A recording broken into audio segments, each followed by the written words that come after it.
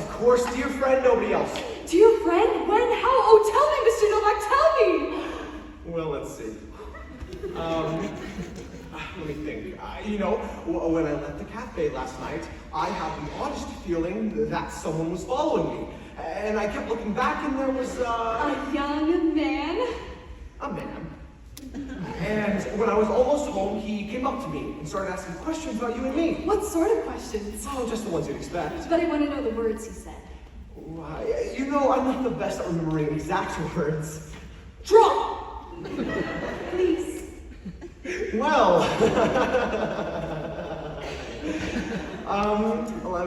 let me think. I think the first thing he said was, "Excuse me, but may I ask you a question?" or something like that. And then he said, "Did you just leave the Cafe Imperiale?" And you want to know what I said? Of course. I said yes. And then? He said, "Tell me, that girl you were sitting with, is she, special friend of yours?" Those were his exact words, special friend. And then I said, "No, we just work at the same shop together. But as a matter of fact, she has an appointment with someone else tonight." I'm remembering it very clearly, Miss Polish. And I remember he suddenly looked quite sad. He looked sad. Quite sad. And then he said to me, "I know she has an appointment. It's with me, but I've got to take the next train out of town on urgent business." Urgent business? Is he a manufacturer, do you think, or a shop owner? Well, it's hard to say. He certainly looked well-fed. Well-fed? To judge by appearances, of course. But that's not so unusual of a man of his age. What do you mean, a man his age? I beg your pardon? You said it's not so unusual for a man his age. How old is he?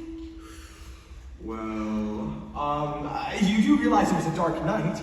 Is he completely bald? Does that matter? I thought you were in love with him. I am in love with him, Mr. Novak. I am. It's just, I thought, I hoped.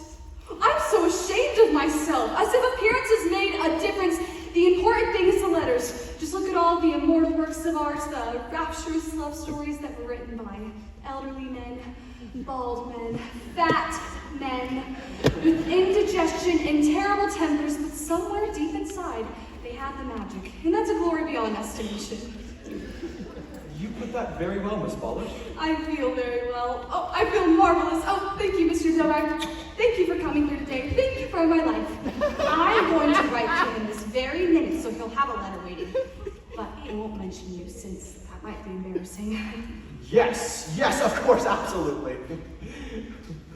I'll go back to the shop now. And I'll follow, as soon as I've written the letter. Oh no, there's no need for that. Take the rest of the day off. Relax. Read a book.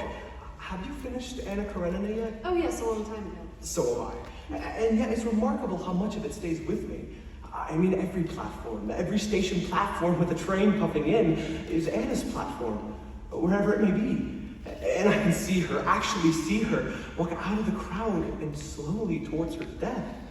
I even tried to stop her a few times, but she always vanishes into the smoke and the scene. How odd, Mr. Novak. How very odd. In one of his letters, I wish I could show it to you. You mean dear friends had the same experience? More than once.